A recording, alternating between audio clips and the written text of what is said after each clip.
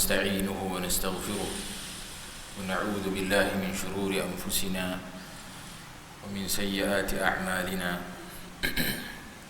من يهده الله فلا مضل له ومن يضلل فلا هادي له أشهد أن لا إله إلا الله وحده لا شريك له وأشهد أن محمدا عبده ورسوله اللهم صل وسلم وبارك على محمد وعلى آله وأصحابه ومن تبعهم بإحسان إلى يوم الدين أما بعد. Hadirin hadirat yang dirahmati Allah sekalian, alhamdulillah, bersyukur kita kepada Allah Jalla wa'ala kerana dengan limpah dan kurnianya pada malam ini kita dapat menyambung semula pengajian kita, yang mana kita akan membicarakan hadis-hadis dalam kitab Al-Arba'in An-Nawawiyah.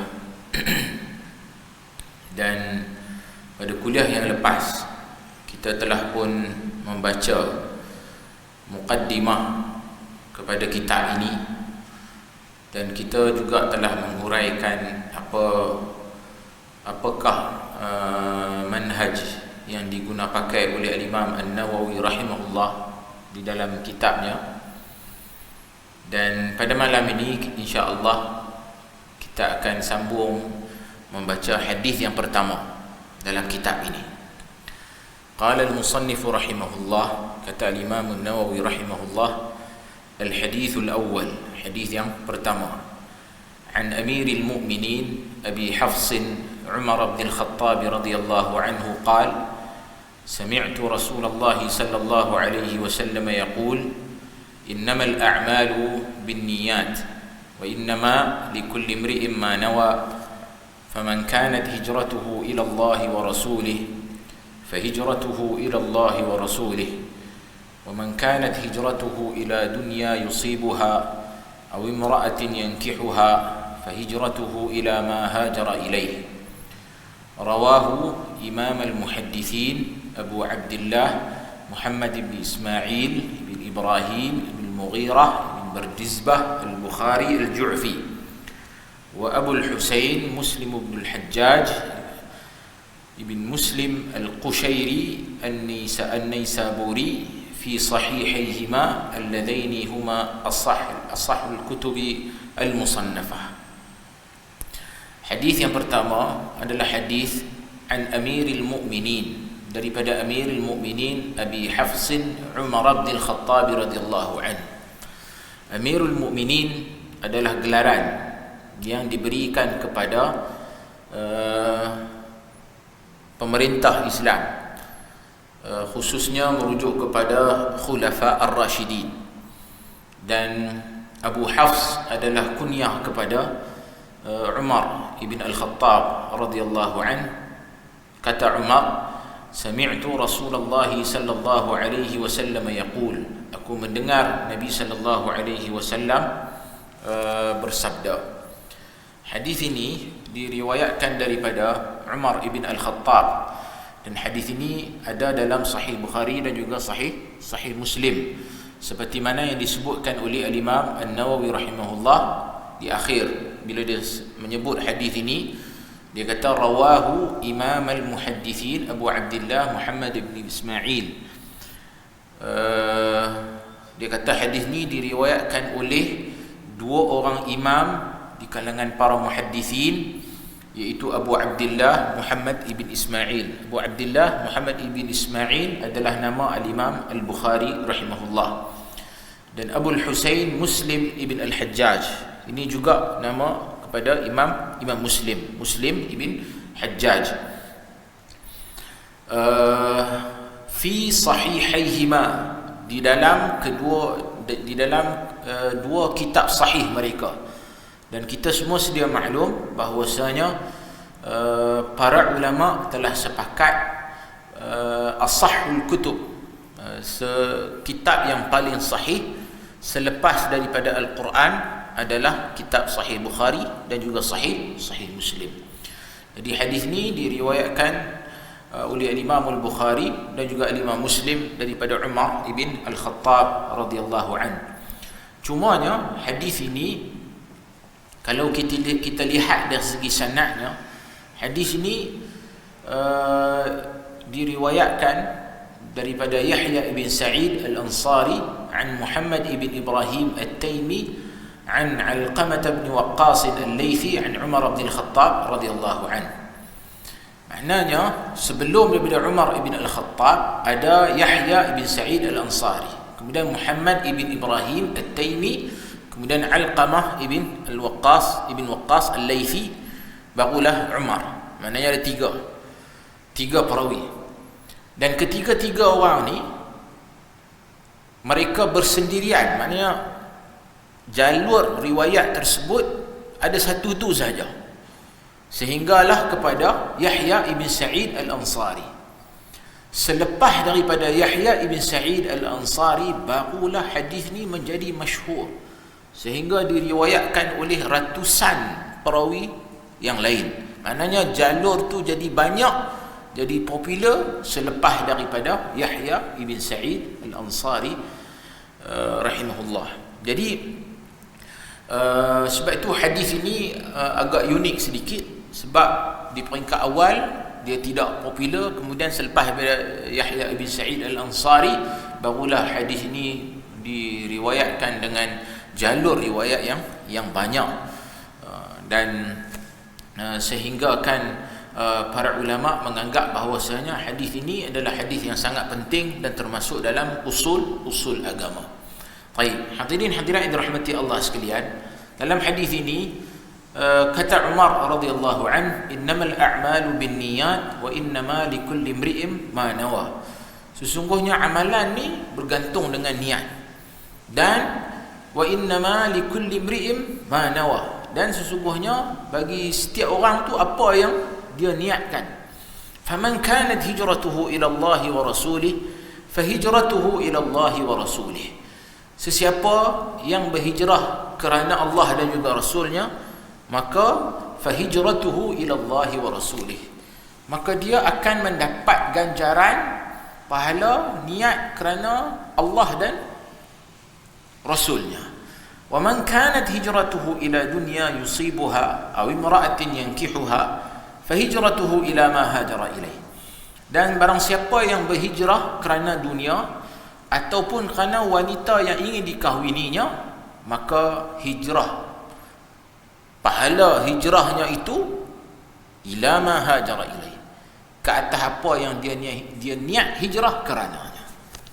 Hadirin hadirat yang dirahmati Allah sekalian, hadis ni masyhur dan banyak kali dah kita ulang, tapi hadis ini sewajarnya untuk kita ulang berkali-kali supaya ia menjadi peringatan kepada kita. Sebab itu Al-Imam Al-Bukhari meletakkan hadis ini sebagai hadis yang pertama dalam kitab sahihnya.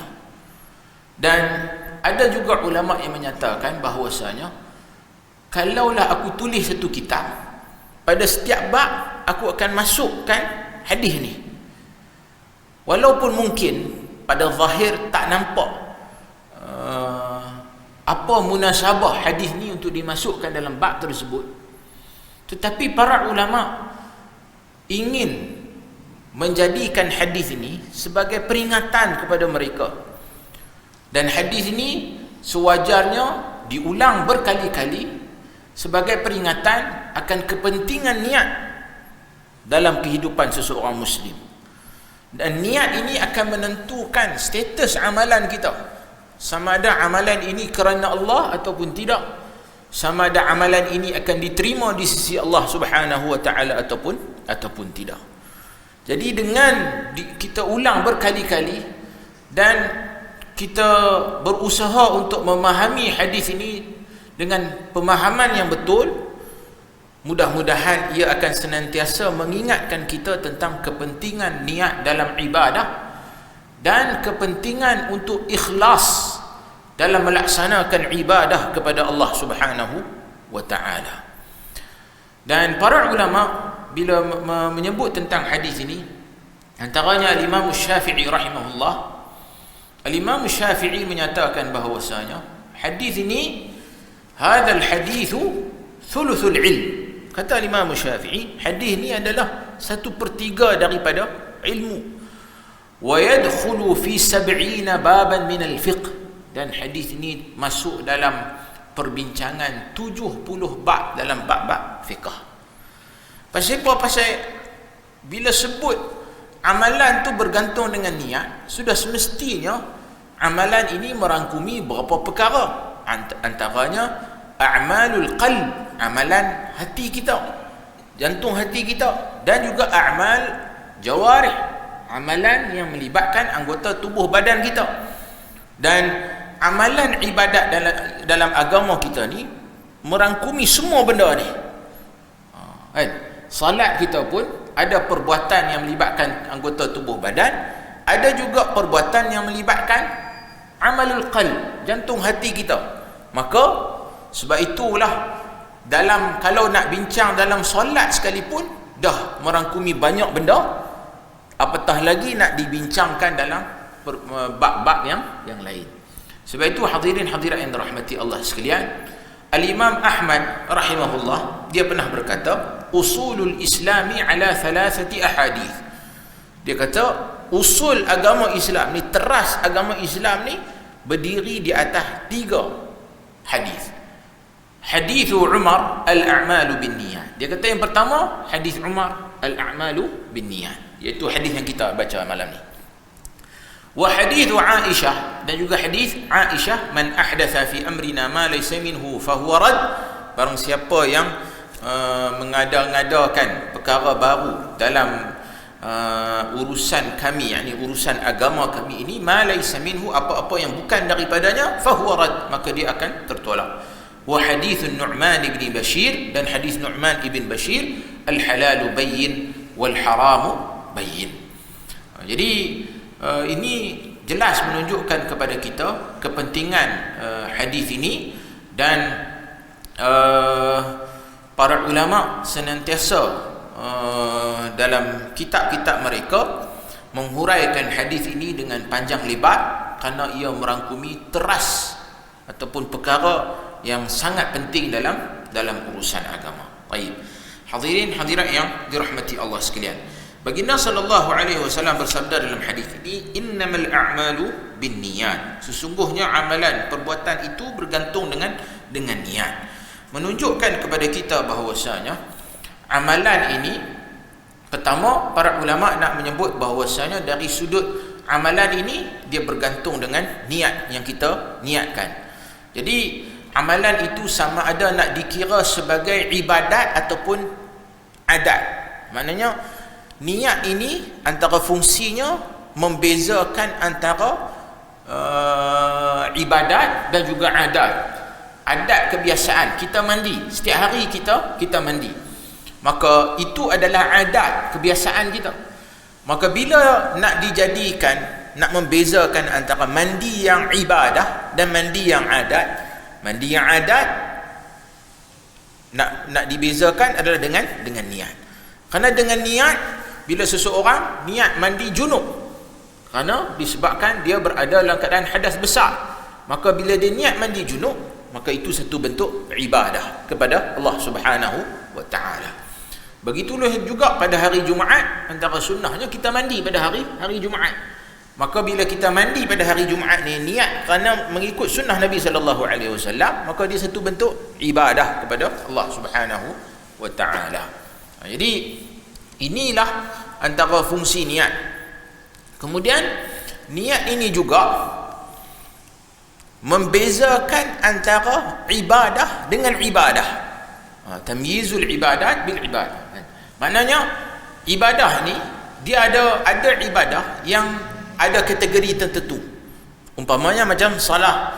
Salah ni ada yang fardu, ada yang nafilah, ada yang sunat. Maka nak dibezakan antara kategori ibadah tersebut adalah dengan niat. Jadi kalau kita niat amalan itu sebagai amalan yang fardu, maka dia fardu. Kalau kita niat sebagai amalan yang sunat, maka dia jadi amalan yang sunat. Baik. Hadirin hadirat yang dirahmati Allah sekalian. Kemudian yang kedua, Nabi sallallahu alaihi wasallam menyatakan, wa innama likulli imri'in ma nawa, dan sesungguhnya setiap orang akan dinilai ataupun dia akan dapat ganjaran pahala berdasarkan apa yang dia niatkan. So dari sini nak ditentukan hukum syarak ke atas amalan tersebut, sama ada amalan itu diterima ataupun tidak di sisi Allah Subhanahu wa taala. Dan untuk memudahkan kita memahami tentang hal ini, Nabi sallallahu alaihi wasallam ni biasanya dia akan bawa contoh. So dalam hadis ini Nabi sallallahu alaihi wasallam bawa contoh. Apa contohnya? Nabi bawa contoh berkaitan dengan hijrah. Kata Nabi sallallahu alaihi wasallam, "Faman kanat hijratuhu ila Allah wa rasulih, fahijratuhu ila Allah wa rasulih." Jadi Nabi sallallahu alaihi wasallam nak mudahkan pemahaman kita tentang kenyataan baginda yang awal, iaitu innamal a'malu binniyat wa innamal likulli imri'in ma nawa. Nabi bawa contoh. Apa contoh? Contohnya berkaitan dengan hijrah. Kenapa Nabi bawa contoh berkaitan dengan hijrah? Kerana hijrah adalah satu benda yang masyarakat Arab ni dia takkan buat benda ni. Maknanya dia takkan tinggalkan kampung halaman dia, keluar daripada kampung halaman dia, melainkan atas sebab-sebab yang sangat penting. Umpamanya kalau dah tak ada dah di kampung halaman dia tu tumbuh-tumbuhan untuk haiwan dia nak makan, kemudian dia nak cari makan, tak ada sumber air dan sebagainya, maka barulah dia akan hijrah, pindah. Ataupun musuh main serang kampung halaman dia dan dia pun kena halau. Jadi saja-saja nak pergi pindah pergi tempat lain ni, tak, orang Arab dia takkan buat benda ni. Jadi Nabi SAW bagi contoh tentang hijrah ni, nak menunjukkan betapa hijrah tu satu benda yang sukar untuk dilakukan oleh orang Arab, melainkan atas sebab-sebab yang penting. Jadi Nabi SAW kata dalam hadis ni, faman kanat hijratuhu ila Allah wa rasulih, fahijratuhu ila Allah wa rasulih. Nabi bagi contoh berkaitan dengan hijrah, siapa yang berhijrah kerana Allah dan Rasul, maka dia akan mendapat ganjaran pahala hijrah kerana Allah dan Rasul. Wa man kanat hijratuhu ila dunya yusibuha aw imra'atin yankihuha, fahijratuhu ila ma hajara ilaih. Dan siapa yang berhijrah kerana dunia ataupun kerana wanita yang ingin dikahwininya, maka dia akan mendapat apa yang dia niat hijrah kerananya. Hadirin hadirat dirahmati Allah sekalian, bila Nabi SAW sebut faman kanat hijratuhu ila Allah wa rasulih, fahijratuhu ila Allah wa rasulih, siapa yang hijrah kerana Allah dan Rasul, maka dia akan mendapat ganjaran pahala hijrah kerana Allah dan Rasul. Pasal pun Nabi tak tentukan, tak sebut secara spesifik apa ganjaran tu. Sebaliknya Nabi sebut dia akan mendapat ganjaran pahala hijrah kerana Allah dan Rasul. Kerana itu pun sudah cukup untuk menggambarkan betapa besarnya ganjaran pahala. Dan ganjaran pahala itu dikembalikan kepada Allah Subhanahu wa taala, kerana Allah taala yang akan memberi ganjaran, imbuhan, habuan sesuai dengan niatnya hijrah kerana Allah dan Rasul. Kerana seperti mana yang saya katakan di awal tadi, hijrah adalah satu benda yang sangat berat di sisi orang Arab. Dia payah nak tinggal kampung halaman dia. Jadi sudah semestinya kalau dia betul-betul niat kerana Allah dan Rasul, maka ganjaran pahalanya yang akan diberikan oleh Allah Subhanahu wa taala adalah ganjaran pahala yang sesuai kerana niat hijrahnya kerana Allah dan Rasul. Kemudian Nabi SAW kata, wa man kanat hijratuhu ila dunya yusibuha aw imra'atin yankihuha, fahijratuhu ila ma hajara ilaih. Ini menunjukkan bahawasanya orang yang niat hijrah kerana dunia ataupun kerana dia nak kahwin dengan seorang wanita, fahijratuhu ila ma hajara ilaih, seolah-olah menunjukkan kepada kita yang dia akan dapat apa yang dia niat tersebut. Dia nak kerana dunia, ada habuan dunia, dia akan dapat. Dia nak kahwin dengan wanita, dia akan dapat. Ini menunjukkan, ini dalam konteks hijrah. Kalau kita lihat dari sudut amalan yang lain, orang yang melakukan apa sahaja bentuk ibadah kerana nak mendapat habuan dunia umpamanya, dia bersedekah dan dia dalam masa yang sama dia nakkan kemasyhuran, dia nakkan populariti disebabkan oleh amalan bersedekah yang dia lakukan, dan dia akan dapat populariti tersebut. Namun adakah dia akan mendapat ganjaran pahala daripada sedekah dia tersebut? Ini tidak, kerana dia telah pun meletakkan niat dia kerana Allah, sedekah tu kerana Allah bersama-sama dengan niat-niat yang lain untuk memperolehi kemasyhuran dan sebagainya. Hadirin hadirat yang dirahmati Allah sekalian, hadis ini menunjukkan kepada kita betapa pentingnya pertama sekali ikhlas dalam melakukan amal ibadah kepada Allah Subhanahu wa taala. Dan atas dasar itulah Al-Imam Al-Bukhari meletakkan hadis ini di awal bab kitab Bad'il Wahyi, permulaan wahyu, walaupun pada zahirnya kita nampak macam seolah-olah tak ada kena-mengena dengan bab tersebut, tetapi Al-Imam Al-Bukhari ingin mengingatkan diri dia dan juga kita semua supaya dalam kita proses kita untuk menuntut ilmu, siapa yang mengaji, yang baca kitab sahih dia, sudah semestinya hadis tersebut menjadi peringatan pada mereka supaya ikhlas dalam proses untuk menuntut ilmu.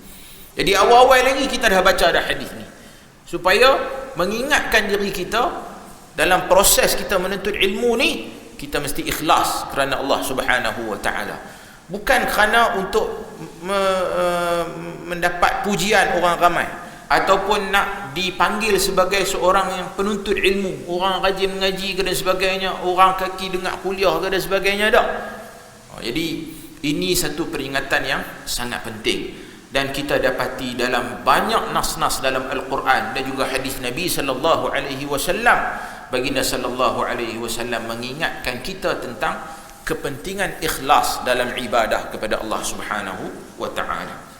Antaranya dalam Al-Quran, Allah Subhanahu wa taala telah menyatakan, "Man kana yuridu harthal akhirati nazid lahu fi harthihi, wa man kana yuridu harthad dunya nu'tihi minha wa ma lahu fil akhirati min nasib."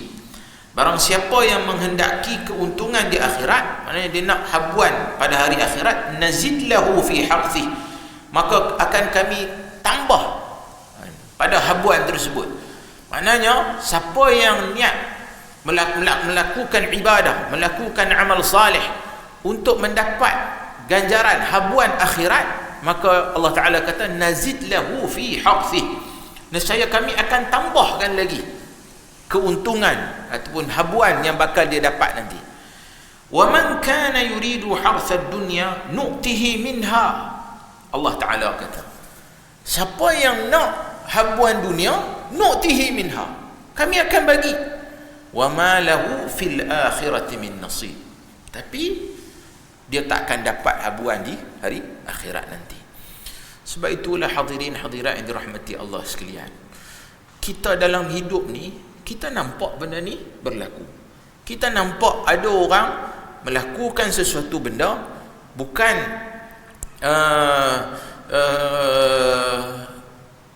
ada masalah pada niat dia dalam melakukan amalan tersebut, dan dia niat kerana benda lain, kerana nak mendapat, khususnya di zaman kita hari ini, orang tergila-gilakan kemasyhuran, populariti. Di media sosial ni, media sosial menentukan nilai seseorang. Berapa like, berapa followers, berapa orang share gambar dia ke apa ke dan sebagainya. Itu semua menjadi satu benda yang sangat digilai oleh masyarakat pada hari ini. Orang nak lingkan benda tu, nak popular, sehingga kan orang sanggup buat apa sahaja, termasuk buat benda yang membodohkan diri sendiri kerana nak popular. Dan dalam masa yang sama, orang yang buat benda-benda amal kebaikan pun diuji oleh Allah Azza wa Jal dengan populariti ni juga. Jadi kita antara nak, yalah, kita tengok orang buat kebaikan, buat kebajikan, tolong orang sana sini dan sebagainya, ambil gambar, ambil video, upload dalam media sosial. Antara sebabnya adalah kadang-kadang mereka ni adalah pertubuhan ataupun ada individu yang mana mereka menerima sumbangan daripada orang ramai. Jadi mereka merasakan ada keperluan untuk ditonjolkan di ke mana sumbangan tersebut pergi, betul tak? Maknanya kita dah buka sumbangan, masuk dah beribu-ribu dah ni. Jadi orang yang menyumbang dia nak tahu pergi mana duit tu, dimanfaatkan di mana, disalurkan di mana. Jadi mereka merasakan ada keperluan untuk waktu bagi sumbangan tu ambil gambar, ambil video dan upload dalam media sosial.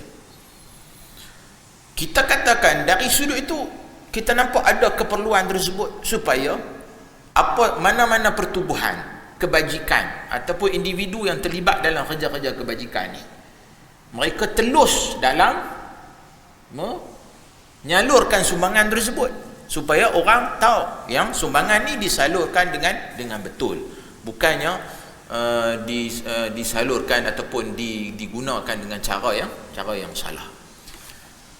Walau bagaimanapun, kok celah-celah tu syaitan. Ni yang dikatakan sebagai talbisul iblis, belitan syaitan. Syaitan akan ambil kesempatan tersebut untuk nak kacau jiwa kita ni. Jadi awal-awal itu kita nampak macam okey je, kemudian lama kelamaan kita duk tengok gambar-gambar yang kita upload tu, berapa orang like, berapa orang share, orang komen apa dekat situ, sehingga benda-benda itu memberi kesan kepada jiwa kita. Dan inilah yang kita bimbang. Sebab itu para ulama dahulu mereka sangat mengingatkan kita tentang supaya berhati-hati dengan kemasyhuran. Kerana kemasyhuran ini akan merosakkan niat kita dalam melaksanakan ibadah kepada Allah Subhanahu wa taala. Bimbang-bimbang sagi awal-awal, peringkat awal itu kita memang ikhlas dalam melakukan amal ini, tetapi disebabkan oleh benda-benda sampingan ni, maka dia mengubah niat kita. Sebab itu kita kena senantiasa berhati-hati dalam hal ini. Kita upload pun berpada-pada kan, sekadar untuk sebagai pembuktian dan juga mungkin juga sebagai galakan untuk orang berlumba-lumba melakukan amal salih, dan tidak perlu berlebih-lebihan dalam menonjolkan hal ini. Mungkin tak perlu selalu kan tonjolkan, kerana kita bimbang lagi kan syaitan akan menghasut kita sehingga ia mengubah matlamat asal kita, yang mana kita melakukan kerja-kerja kebajikan ni kerana Allah Azza wa Jal, akhirnya jadi terpesong pula kan, untuk mendapat kemasyhuran dan sebagainya. Hadirin hadirat yang dirahmati Allah sekalian, dalam ayat ini Allah Azza wa Jal menyatakan, wa man kana yuridu harthad dunya nu'tihi minha. Siapa-siapa yang melakukan sesuatu amalan kerana nak habuan dunia, nu'tihi minha, kami akan bagi habuan dunia tersebut. Jadi kalau nak populariti, Allah Ta'ala akan bagi. Kalau nak orang puji kita, Allah Ta'ala akan bagi. Kalau nak mendapat habuan pangkat, kedudukan dalam masyarakat dan sebagainya, Allah Ta'ala akan bagi. Tetapi kata Allah Azza wa Jal, wa ma lahu fil akhirati min nasib. Maknanya pada hari akhirat nanti tak ada lah apa-apa habuan untuknya. Sama juga dalam hadis ni Nabi sallallahu alaihi wasallam menyatakan, wa man kanat hijratuhu ila dunya yusibuha aw imra'atin yankihuha fa hijratuhu ila ma hajara ilaih. Siapa yang hijrah kerana dunia, nak dapat habuan dunia, kerana nak nikah, dia akan dapat habuan tersebut. Dia akan dapat. Sebab itu disebutkan fa hijratuhu ila ma hajara ilaih. Tak disebut, tak diulang pun. Fa hijratuhu ila dunya yusibuha aw imra'atin yankihuha. Mana hak tadi tu, hak peringkat awal itu Nabi ulang. Hijrah, dia akan mendapat ganjaran pahala hijrah kerana Allah dan Rasul. Tapi hak orang yang hijrah kerana dunia dan juga kerana wanita yang ingin dikahwininya, Nabi tak ulang. Sebaliknya Nabi kata fa hijratuhu ila ma hajara ilaihi, ila ma hajara ilaihi. Dia akan pahala hijrah dia tu dia akan mendapat dengan apa yang dia niat hijrah kerananya. Maknanya dia akan mendapat habuan tadi itulah kan. Dia satu bentuk tahqir kan. Satu bentuk penghinaan ke atas niat orang yang niat bukan kerana Allah dan Rasul. Baik. Hadirin hadirat yang dirahmati Allah sekalian. Hadis ini bila Nabi sallallahu alaihi wasallam sebut tentang hijrah. Hijrah ini seperti mana yang kita sedia maklum, pada asalnya hijrah ni satu bentuk apabila seseorang muslim berada dalam sebuah negeri ataupun sebuah negara yang dia tak boleh melaksanakan amalan agamanya dengan baik. Jadi dia dituntut untuk hijrah keluar daripada negara tersebut. Jadi sebab itu umat Islam pada peringkat awal ada sebahagian umat Islam yang Nabi SAW perintahkan supaya mereka berhijrah ke Habsyah kerana mereka tidak boleh melaksanakan amalan agama bila mana mereka berada di Makkah. Dan Nabi SAW juga selepas pada itu berhijrah dengan sahabat-sahabat yang lain ke Madinah juga atas dasar terlalu banyak halangan kan.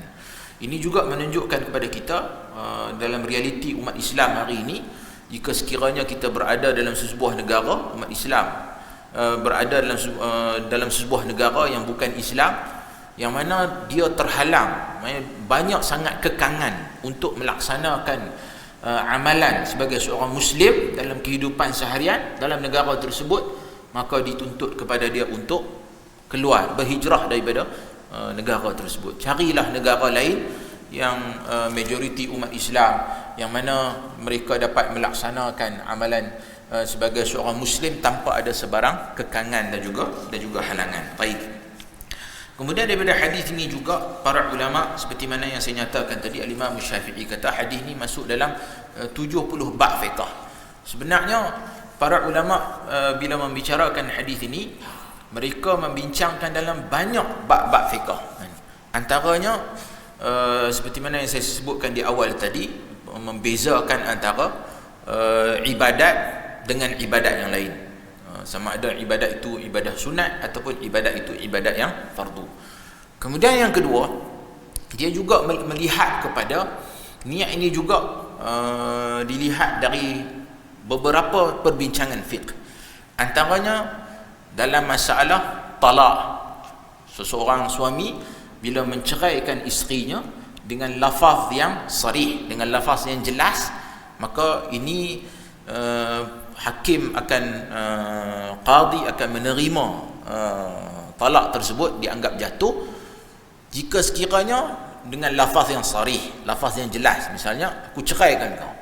Tapi kalaunya dengan lafaz yang tidak sarih, umpamanya lafaz yang disebut sebagai kinayah, dia halau isteri dia ataupun dia apa nama, aku dah tak mau tengok muka hang dan sebagainya, ucapan-ucapan sedemikian mestilah dilihat kepada niat orang yang menyebut si suami tersebut, adakah dia berniat untuk menceraikan isterinya. Kalau dia berniat untuk menceraikan isterinya, maka jatuhlah talak. Jadi di sini pentingnya niat, dan niat itu akan menentukan sama ada talak tersebut lafaz yang ada unsur-unsur disebut kinayah, maknanya dia tak disebut secara jelas tapi dia ada unsur-unsur talak, maka hakim akan tanya kepada suami tersebut, apa niat hang bila hang sebut perkataan tersebut tu maksudnya apa niat di sebalik tersebut. Jadi hakim akan menjatuhkan talak tersebut berdasarkan kepada pernyataan suami. Kalau sekiranya dia kata memang aku cakap sedemikian kerana aku nak ceraikan dia, maka dianggap jatuh talak. Dan ini menunjukkan kepentingan niat. Dan niat ini mahalluhal qalb, kata Imam An-Nawawi. Niat ini tempatnya adalah dalam jantung hati kita. Maknanya kita tidak dituntut untuk nak melafazkan niat kita, kan? Sama ada dalam salah ataupun dalam ibadah-ibadah yang lain, puasa dan sebagainya, melainkan haji. Kerana haji, Nabi SAW menamakan ibadah baginda apabila baginda berniat ihram di miqat. Nabi SAW akan menyatakan labbaika umrah. Maknanya kalau Nabi sebut macam tu, bila seseorang tu dia kata labbaika umrah, labbaika Allahumma umrah, maknanya dia berniat untuk melakukan umrah. Kalau sekiranya dia kata labbaika hajjan, maka dia nak buat haji. Dan kalau kita lihat dalam konteks ibadah haji, ia juga nak membezakan antara kategori-kategori haji. Ada haji yang kita katakan sebagai haji ifrad, maknanya haji semata-mata. Bila kita pergi melakukan ibadah haji ni, ada 3 kategori haji yang boleh kita buat. Pertama, haji ifrad. So orang yang nak buat haji ifrad, dia bila dia berada di miqat, dia nak berniat ihram, maka dia sebut labbaika hajjan. Bila dia sebut labbaika hajjan, maknanya haji dia itu adalah haji ifrad, maknanya dia buat haji sahaja. Tapi bila dia berada di miqat dalam musim haji, kemudian dia kata labbaika umrah, dia kata labbaika umrah, maksudnya dia nak buat, berniat untuk nak buat umrah. Bila dia nak buat umrah dan dia berada dalam bulan-bulan haji, ini bermakna haji dia tu masuk bawah kategori sebagai haji tamattu'. Apa maksud haji tamattu'? Maksudnya dia telah menggabungkan 2 ibadah, antara ibadah haji dan juga ibadah umrah dan juga haji. Jadi orang yang buat dalam kategori ini, dia akan buat umrah terlebih dahulu. Selesai dia buat umrah, dia tahallul dengan cara dia gunting rambut ataupun cukur rambut ke, maka dia keluar daripada ihram dan dia kekal berada di Makkah sehinggalah 8 Zulhijjah. Masuk sahaja 8 Zulhijjah, dia niat ihram semula untuk nak buat haji pada waktu itu. Bila dia berada di Makkah, di hotel dia tu, dia kata, dia pakai kain ihram siap, dia kata labbaika hajjan, maka dia barulah niat nak buat haji. Kemudian kategori yang ketiga, haji qiran. Haji qiran ni orang yang dia niat waktu di miqat tu, dia niat nak buat umrah dan juga haji sekali.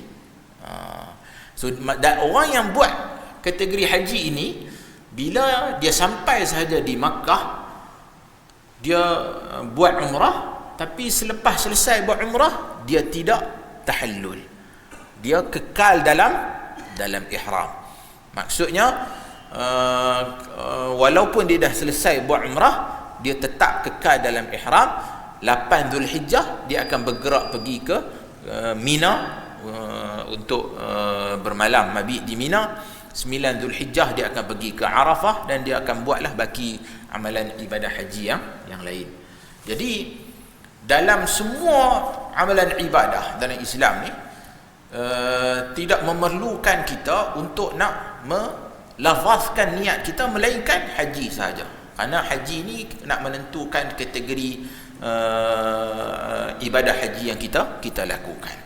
Adapun dalam ibadah yang lain, dia tidak dinafikan. Dalam mazhab Syafi'i dianjurkan kepada kita untuk nak melafazkan niat. Ini bertujuan untuk nak menetapkan niat dalam hati kita, supaya kita ni bila nak solat ni, niatlah hati kita ni, kita tetapkan bahawasanya kita ni nak solat apa, kategori ibadah tersebut. Solat ni solat fardu ke solat sunat. Kemudian yang kedua, jenis solat ni, solat zuhur ke, solat maghrib ke, solat isyak ke dan sebagainya. Pun begitu, ialah dalam kitab-kitab fiqh, memanglah bila dia, sebab kitab fiqh ni dalam bahasa Arab, maka lafaz niat tersebut adalah dalam bahasa Arab. Jadi kalaulah kita Syafi'iyah ni, pada saya lah, kalau kita nak mengikut anjuran ulama Syafi'iyah dalam hal ini, maka kita melafazkan niat tu berdasarkan niat yang dalam diri kita ni, dalam bahasa kita lah. Betul tak? Sepatutnya lah. Itulah yang akan membantu kita. Jadi sebelum kita nak semayang ni, kita kata, aku nak semayang maghrib 3 rakaat ikut imam kerana Allah Ta'ala. Oh, kita angkat takbir.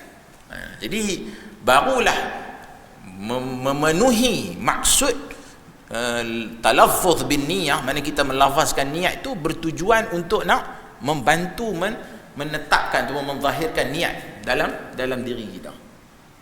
Kalau kita nak pakai ni lah kan. Tapi kita katakan, dan fuqaha Syafi'iyah juga kata, kalau tak sebut yang tu pun tidak ada masalah apa-apa. Saya sebut benda ni supaya kita, kadang saya tengok anak-anak kita bila belajar di sekolah duk hafal, ialah kita dengar depa hafal tu, kita rasa macam baguslah kan, bunyi Arab dan sebagainya. Tapi kadang bila sampai kepada praktikalnya, kita nampak macam tak memenuhi pun maksud melafazkan niat itu untuk nak membantu mendatangkan niat dalam diri kita kan. Buktinya apa? Ada di kalangan kita ni yang bila salat jamak qasar, kita ada orang yang tak jadi payah dia nak buat jamak qasar ni, pasal pertama dah nak hafal lafaz dalam bahasa Arab tu panjang kan. Kemudian yang kedua, dia nak angkat takbir tu, nak nak buat mai niat tu, sahaja aku solat maghrib 3 rakaat mengikut imam Allah Ta'ala. Maghrib tak apalah, solat isyak kan, aku solat isyak 2 rakaat qasar, dijamakkan kepada maghrib mengikut imam kerana Allah Ta'ala. Jadi solat hak dia biasa-biasa seorang-seorang pun, dia kadang-kadang duk angkat takbir, duk lama ni, tak main-main, pasal niat tu tak main.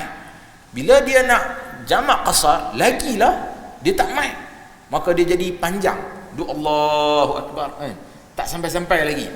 Ada yang sampai duk kaut pula kan, Allah Akbar, pasal dia nak, tak tahu kaut niat ke apa, kita pun tak tahulah, tapi ada yang begitu kan. Jadi kalaulah sampai begitu, maka kita katakan dia kena faham niat tu dalam ibadah ni sebenarnya adalah satu bentuk lintasan sahaja, yang mana dia berlaku secara spontan.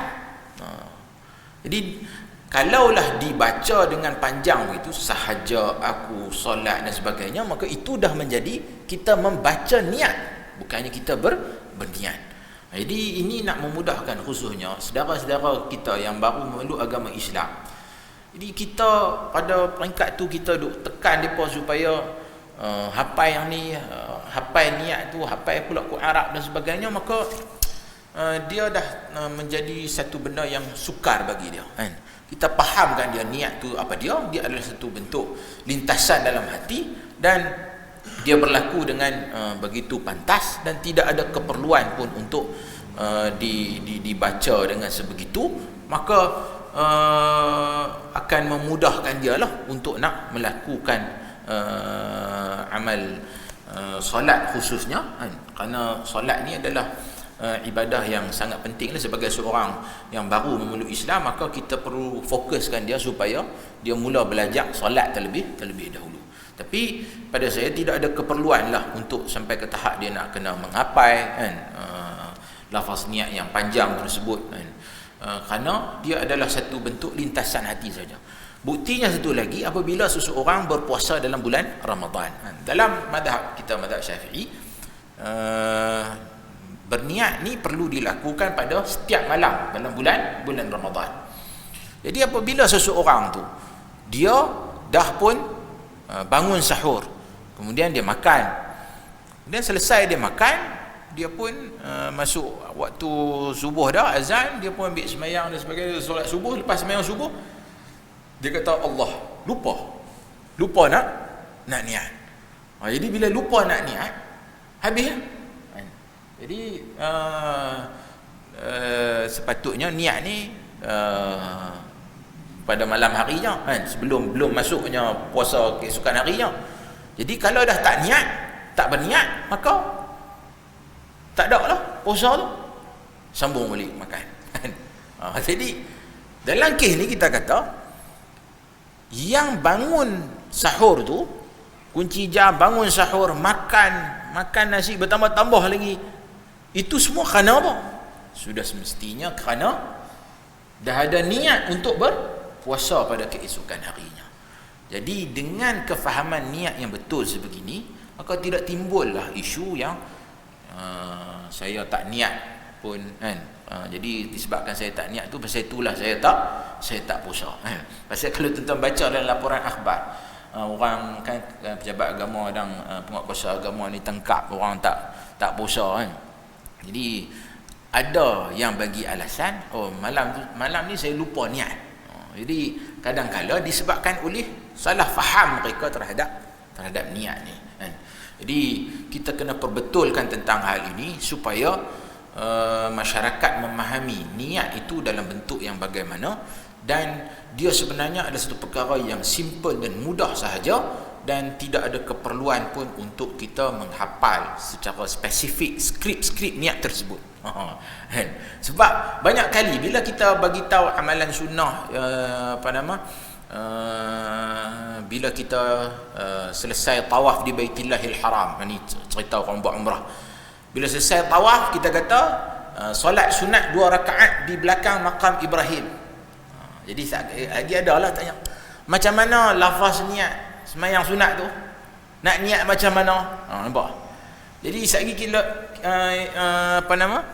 kita bagi tahu puasa kan, puasa ayyamul bid, puasa 13, 14, 15. Jadi macam mana nak niat pula? Nampak? Ini disebabkan kita duk faham yang setiap amalan ibadah ni kena niat, dan niat tu dia ada skrip niat dia yang kita kena hafal. Maka atas dasar itu, disebabkan oleh kefahaman ini, menyebabkan sebahagian masyarakat ni menganggap bahawa sebenarnya setiap amalan ni kita kena hafal setiap skrip niat tersebut, dan kalau tak hafal dan tak baca skrip tersebut, maka akan menjejaskan amalan tersebut. Yang ni adalah satu kefahaman yang perlu diperbetulkan, kerana ini adalah niat ni adalah satu benda yang ringan, simple dan mudah sahaja. Baik.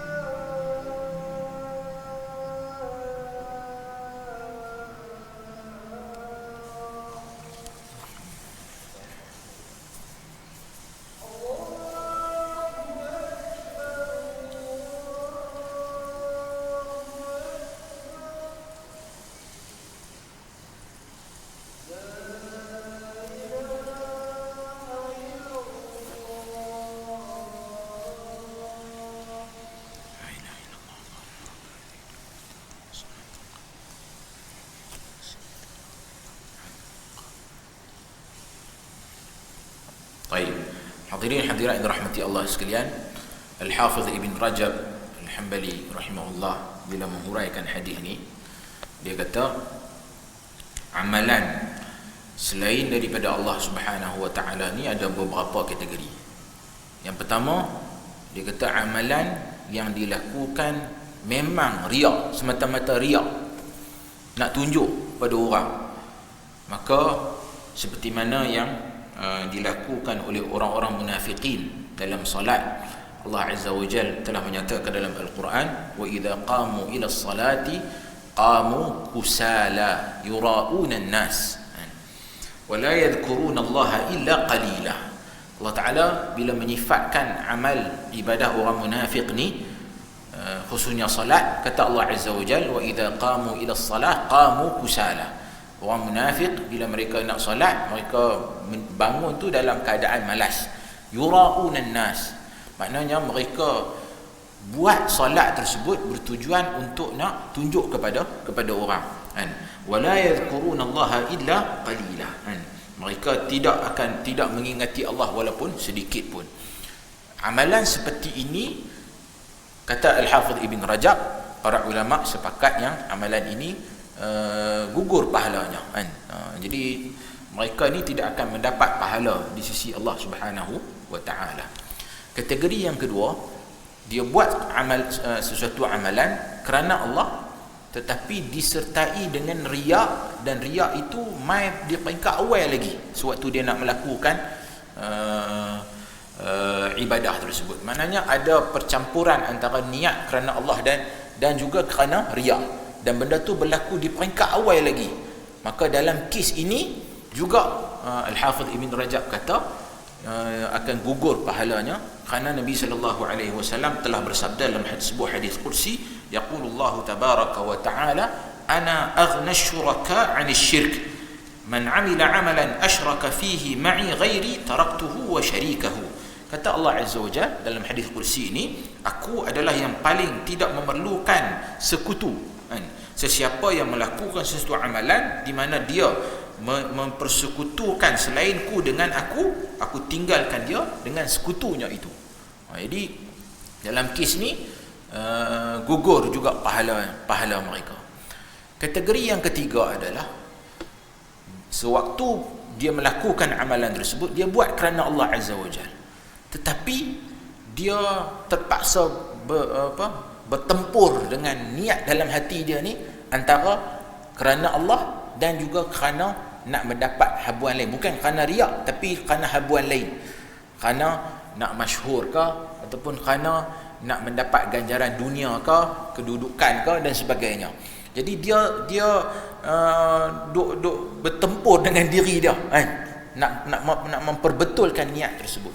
Dalam hal ini kata Al-Hafiz Ibn Rajab, dalam hal ini pahalanya tu tetap dia akan dapat, tetapi pahalanya akan kuranglah, tak dapat penuh seperti mana orang yang melakukan semata-mata ikhlas kerana Allah Subhanahu wa taala.